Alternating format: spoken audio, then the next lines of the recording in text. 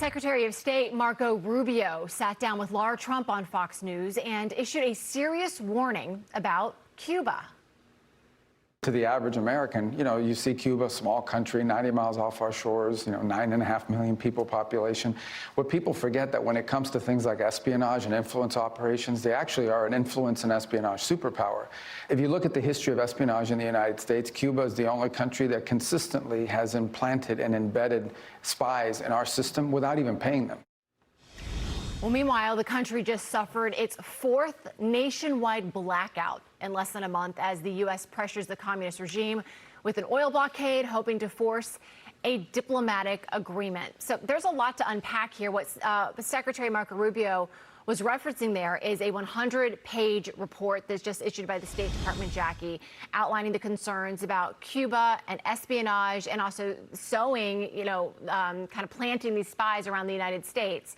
He's kind of raising this point that we got to do something about this. What is your reaction to this report? I think there's a disbelief in this country that such a thing is even possible for most people, but it is possible. And these have been tactics that have been used by other countries who are against us for a very long time. This is why when we were making arguments about why the southern border shouldn't be open, why you can't just let people in the country without vetting them. It's more than economics. It's also for national security purposes. We've covered many cases where people have been victims of crime from people who have come in through the border, but nobody talks about this espionage aspect of it. We talk about the Chinese spy balloon and how, they're potentially gathering our data through devices and other things, but this is very, very scary, becoming embedded in communities. So when people are out there, clamoring for socialism, clamoring even for communism, which I think is eventually where they would like to see their socialism go.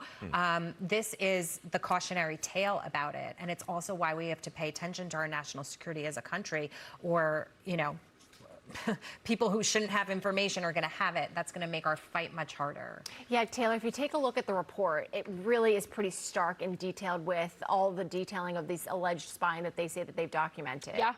I think accepting that as all fact from our government, the question becomes then, what do you do about it?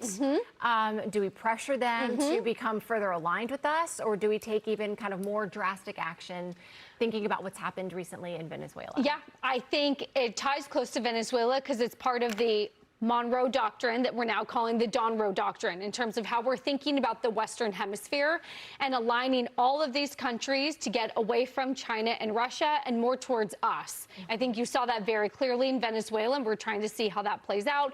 And in part with Cuba, if you do an oil embargo from Russia and China, then you're seeing their system collapse. I think what we're hoping for eventually is that they start to turn more towards capitalism.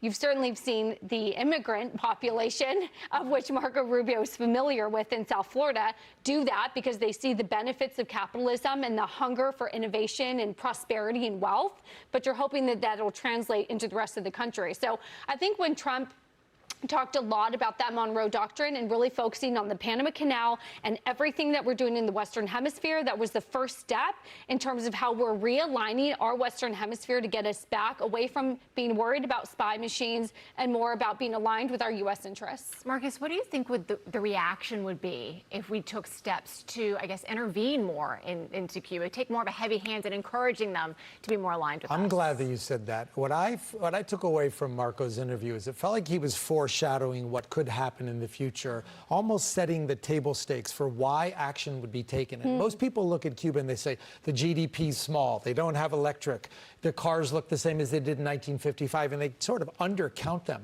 But it's a cesspool for other countries, China, Russia, to sort of do a lot of things. And I felt like he was telling everybody, I just want to put everybody on notice. There is more behind the curtain than you think, and if we end up doing something, don't be surprised. Well, one thing about the Trump administration is we don't need a resolution in Iran. They will take action when President Trump thinks it's necessary, and I think this is setting the stage for that. I would be surprised if we don't see some sort of action, whether it's militarily or behind the scenes or economic. They're going to do something to make sure Cuba's interests align more with ours. Contained, self-contained. Yes. Yeah. You know, and I always think about what's in it for us, too. I mean, aside from freeing people from communism, I think a lot of people, especially Southeast and Florida, would celebrate something like that. Cuba also, I'm reading, a lot of natural resources that we could really use right now, nickel, cobalt, deposits of petroleum and iron ore. So maybe there is something in it for us, too. There better be.